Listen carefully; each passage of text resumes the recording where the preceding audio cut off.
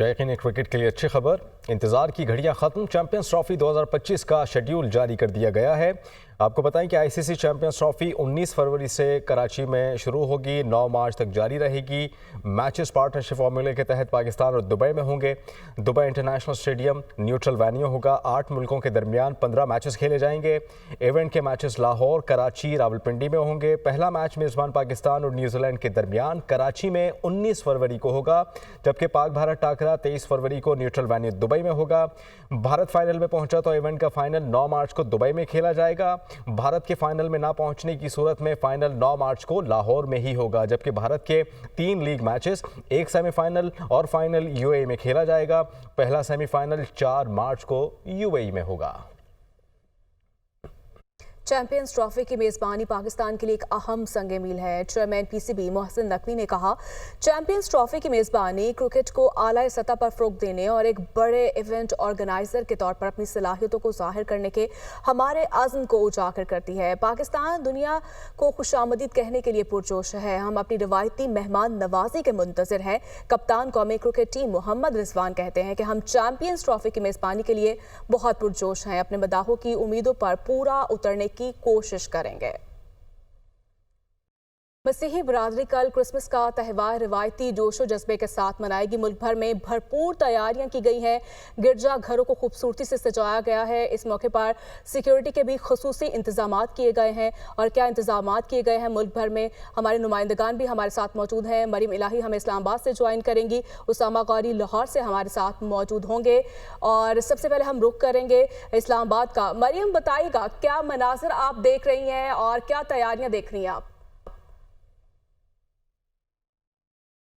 मेहरीन, अगर हम ये कहें कि इस्लामाबाद इस वक्त कम्प्लीटली लिट है तो ये गलत नहीं होगा। क्रिसमस की जो ये आज ईव है, इसके लिए इस्लामाबाद भर के जो चर्चेज़ हैं उनको ना सिर्फ सजाया गया है बल्कि they are hosting special prayers और मिडनाइट सर्विसेज भी जो हैं उन चर्चेज़ में होंगी।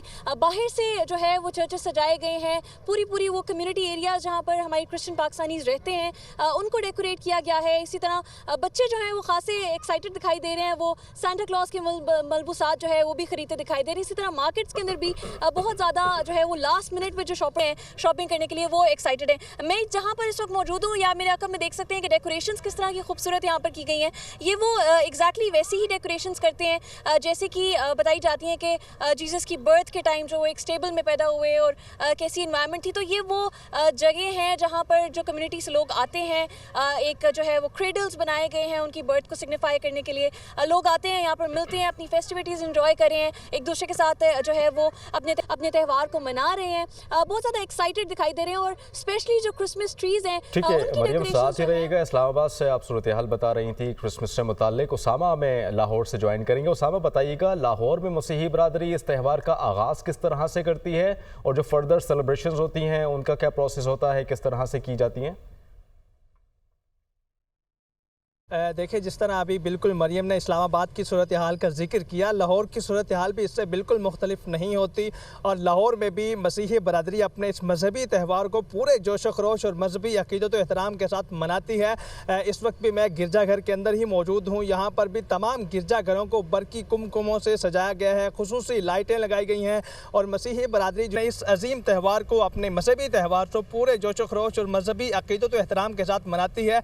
यहाँ पर अगर बात की जाए तो शहर लाहौर के 600 से ज़ायद जो गिरजाघर हैं, मसीही इबादत गाहें हैं, उनमें सिक्योरिटी के फुल प्रूफ इंतजाम किए गए हैं। उनमें 5000 से ज़ायद सिक्योरिटी अहलकार और अफसरान मौजूद होंगे जो सिक्योरिटी की जिम्मेदारियां सारी अंजाम देंगे। इसी के साथ साथ तमाम रास्तों पर सिक्योरिटी के कैमरे नस्ब किए गए हैं। CCTV कैमरों से भी मॉनिटरिंग की जा रही है ताकि कोई भी नाखुशगवार वाकया इस सूरत हाल में पेश ना आए। किए गए हैं। बहुत शुक्रिया उसामा गौरी आपका, और मरीम इलाही भी हमारे साथ मौजूद थी। दोनों नुमाइंदगान का बहुत शुक्रिया। वज़ीर-ए-आज़म शहबाज शरीफ ने कहा है कि पाकिस्तान का एटमी प्रोग्राम 24 करोड़ आवाम का है, इस पर कोई समझौता नहीं करेंगे। दिफाई निज़ाम जारियत नहीं, दिफा के लिए है। नेशनल डिफेंस कॉम्प्लेक्स और दीगर इदारों पर पाबंदी का कोई जवाज़ नहीं। उन्होंने मज़ीद ये भी कहा कि पाकिस्तान के ख़िलाफ़ मज़मूम साजिशें कामयाब नहीं होने देंगे। यकीन है कि दोनों मुज़ाकराती कमेटियाँ ऐसा हल निकालेंगी जो पाकिस्तान के बेहतरीन मफाद में होगा।